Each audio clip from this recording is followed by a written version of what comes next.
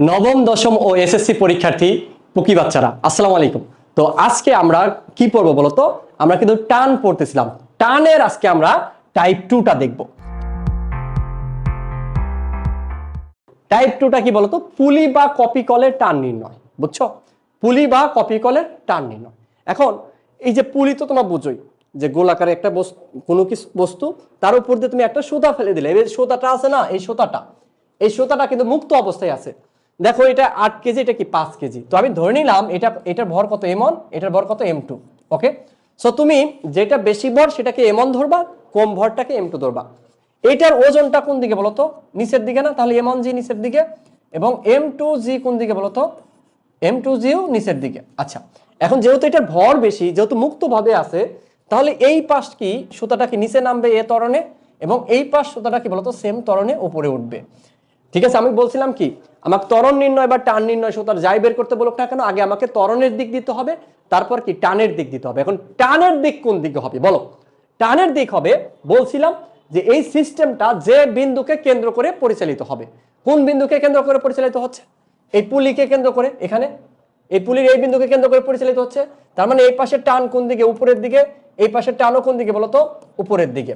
ওকে, তাহলে একটু খেয়াল করে দেখো যে এইখানে এই যে ফর m1, আমি পরে অঙ্ক করব ফর m1, তাহলে m1 এর জন্য কি হবে বলো?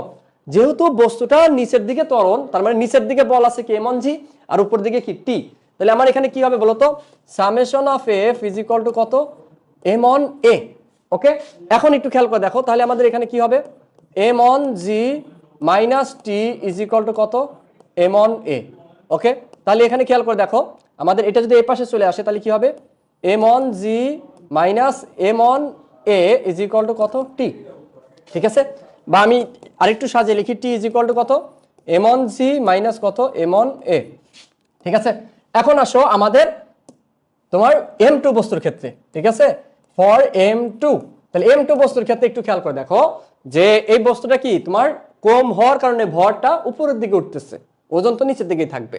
তাহলে কি হবে? উপরের দিকে যদি উঠে, তাহলে এখানে কি হবে? উপরের দিকের বলটা, ত্বরণ যেহেতু উপরে, তার মানে উপরের দিকে বল কি প্লাস। এটার উপর কয়টা বল আছে? দুইটা আছে, একটা কি টি, আর একটা কি আমাদের বলতো m2g। তাহলে এখানে কি হবে? Summation of f is equal to কত? m2a। তাহলে কি হবে আমাদের? t উপরের বল প্লাস t মাইনাস কত? m2g ইজ ইকুয়াল টু কত? m2a। তাহলে একটু খেয়াল করে দেখো, t ইজ ইকুয়াল টু কত? m2a প্লাস কত? m2g। ওকে, এখন এই টির যে এই মানটা জাস্ট আমি এখানে একটু বসায়া দেই, তাহলে কি পাবো আমি? m1g মাইনাস কত? m1a ইজ ইকুয়াল টু কত হবে বলতো? m2a প্লাস কত? m2g। এখান থেকে তুমি ক্যালকুলেশন করো, এটাকে ওই পাশে দিয়ে দাও, তাহলে প্লাস হবে, এটা এই পাশে আসলে মাইনাস হবে। আমি যদি লিখি directly a is equal to লিখলে কি হবে? সমাধান করলে এক লাইন, ঠিক আছে, কি পাবা? m1 মাইনাস m2 বাই কত? m1 প্লাস m2 ইনটু উপরে কি হবে বলতো? g। বুঝতে পেরেছো? এই যে বড় ভর থেকে তোমার কি বলতো ছোট ভরটা বিয়োগ হয়ে গেছে, অর্থাৎ আমার m1g যেটা, এটা কি নিচের না? তার মানে নিচের দিকে যে ওজনগুলো থাকবে, যে বস্তুগুলো থাকবে, ওগুলো হবে প্লাস, আর উপরের দিকে যেটা উঠবে ওই বস্তুর ওজনটা হবে কি বলতো? মাইনাস। ক্লিয়ার? এইভাবে তুমি কি এ বের করবা, এই এর মানটা তুমি এইটা এখানে বসাও, অথবা কি তুমি এখানে বসাও, বসাইলে কি পাবা? টান পাবা। এভাবে কপি কলের অঙ্ক করবা। তাহলে দেখো এখানে 8 কেজি আর 5 কেজি যদি হয়, তাহলে এ ইজ ইকুয়াল টু কি হবে?